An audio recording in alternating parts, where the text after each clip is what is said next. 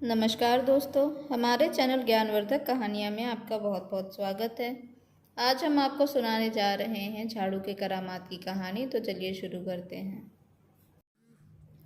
सीमा नाम की एक लड़की थी। उसके माता पिता नहीं थे। वह अपने चाचा चाची के साथ रहती थी।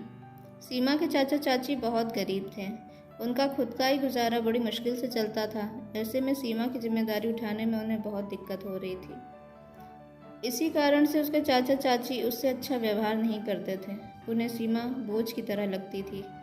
उसकी चाची उस छोटी सी बच्ची से सारे घर का काम करवाती और चाची के बच्चों की देखभाल भी सीमा को ही करनी पड़ती थी। एक बार उसकी चाची ने उसे नदी से पानी लाने भेजा। पानी लाते वक्त सीमा से एक घड़ा टूट गया। उसकी चाची ने यह देखा तो वह बहुत क्रोधित हो गई। उस दिन चाची ने सीमा को बहुत मारा और घर के बाहर करके दरवाज़ा बंद कर दिया। सीमा वहीं घर के दरवाजे पर पड़ी रही और रोती रही, पर उसकी चाची का दिल नहीं पिघला। कुछ देर बाद तेज़ बारिश होने लगी, लेकिन फिर भी चाची ने उसे घर के अंदर नहीं बुलाया।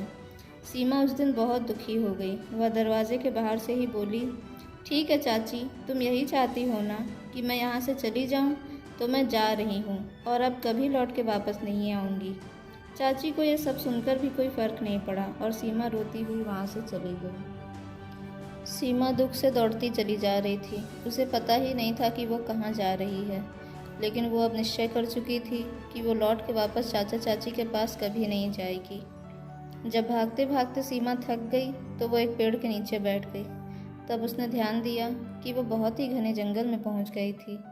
रात भी हो रही थी। भयानक जंगली जानवर की आवाज़ें आ रही थी। ये सब देखकर सीमा बहुत डर गई और डर से और ज़ोर ज़ोर से रोने लगी। तभी उसने देखा कि एक बूढ़ी औरत उसके पास आई और उससे पूछने लगी कि रात में वो उस समय इतने घने जंगल में क्या कर रही है। सीमा पहले तो कुछ नहीं बोली, लेकिन फिर जब बूढ़ी औरत ने बड़े ही प्यार से उससे पूछा तो वह रोने लगी और उसे अपनी सारी कहानी सुना दी। सुनकर बूढ़ी औरत बड़े ही प्यार से उससे बोली, बेटी, ये तो बहुत ही खतरनाक जंगल है। यहाँ दूर दूर तक कोई इंसान नहीं रहता, इसीलिए तुम्हें यहाँ देखकर मैं चंभे में पड़ गई थी। तुम मेरे साथ चलो और चल के कुछ खा पी कर कपड़े बदल कर थोड़ा आराम कर लो। वैसे भी बारिश के कारण तुम बिल्कुल भीग चुकी हो।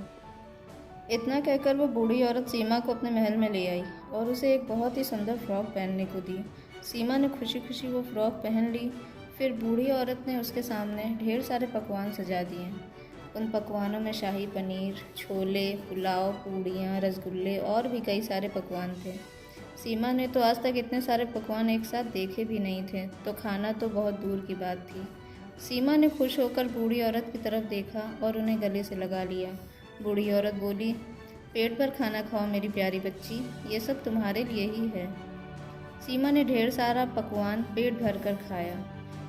फिर बूढ़ी औरत ने उसे उसका सोने का कमरा दिखा दिया और सीमा, जो पहले से ही बहुत थक चुकी थी, तुरंत बिस्तर पर जाते ही सो गई। सीमा को सोते देख बूढ़ी औरत ने एक कुटिल हंसी हंसी और दरवाज़ा बंद करके चली गई। वो बूढ़ी औरत एक दुष्ट जादूगरनी थी। वो कई 100 सालों से उस जंगल में रह रही थी।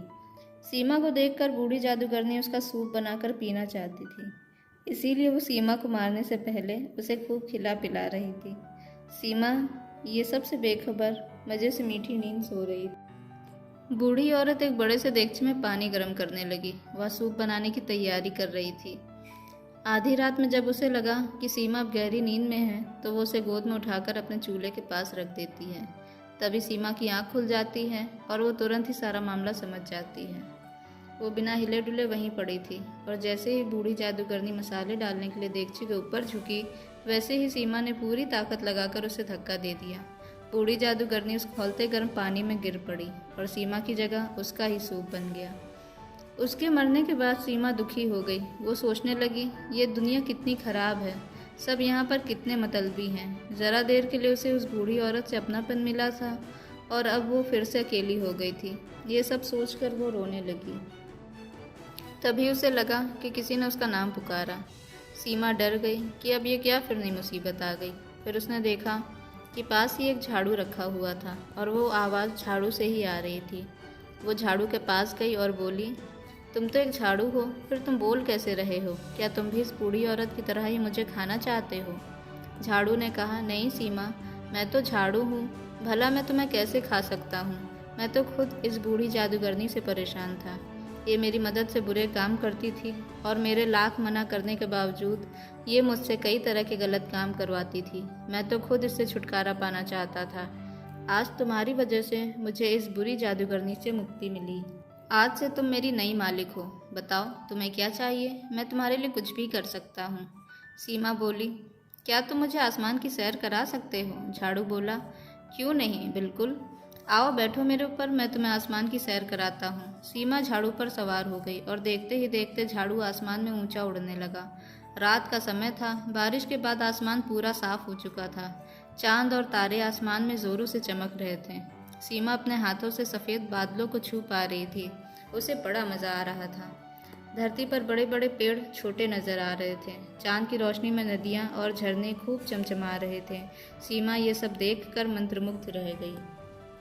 सुबह होने से पहले झाड़ू ने सीमा से कहा, चलो सीमा, अब घर चलते हैं।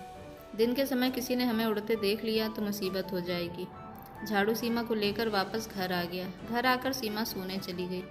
सीमा सोकर उठी तो उसने झाड़ू से खाना मांगा। झाड़ू ने उसे जादू से खाना ला दिया। सीमा ने खाना खाया। अब तो सीमा जो चाहती झाड़ू से उसकी पसंद की हर चीज़ ला देता। सीमा और झाड़ू की बहुत अच्छी दोस्ती हो गई। एक दिन सीमा झाड़ू से बोली, दोस्त, मुझे तो तुम मिल गए, लेकिन इस दुनिया में मेरी तरह कितने सारे अनाथ बच्चे होंगे जो दुखी होंगे। मैं उन सबकी मदद करना चाहती हूँ। अब झाड़ू ये बात सुनकर बोला, सीमा, तुम्हारी सोच बहुत अच्छी है, मैं ज़रूर तुम्हारा साथ दूंगा। बताओ तुम क्या चाहती हो? सीमा बोली, दोस्त, ये महल बहुत बड़ा है और सोना भी है। मैं सभी अनाथ बच्चों को यहाँ लाकर उनका ख्याल रखना चाहती हूँ। झाड़ू बोला, ठीक है सीमा। और उस दिन से वो दोनों रात में निकल जाते और जो भी दुखी, गरीब और अनाथ बच्चा उन्हें मिलता वो उसे अपने साथ उस महल में ले आते। और झाड़ू उन सभी बच्चों की ज़रूरत का सारा सामान महल में ला देता था, जिससे कि उन्हें कभी कोई कमी नहीं रहती थी। सीमा की जिंदगी का अकेलापन भी अब दूर हो गया था। वो दूर दूर तक दयालु जादूगरनी के नाम से प्रसिद्ध हो गई। उसकी वजह से हजारों बच्चों की जिंदगी खुशहाल हो गई थी और अब सीमा और झाड़ू दोनों बहुत खुश थे। इसी तरह की और रोचक कहानियाँ सुनने के लिए हमारे चैनल ज्ञानवर्धक कहानियाँ को लाइक और सब्सक्राइब करें। धन्यवाद।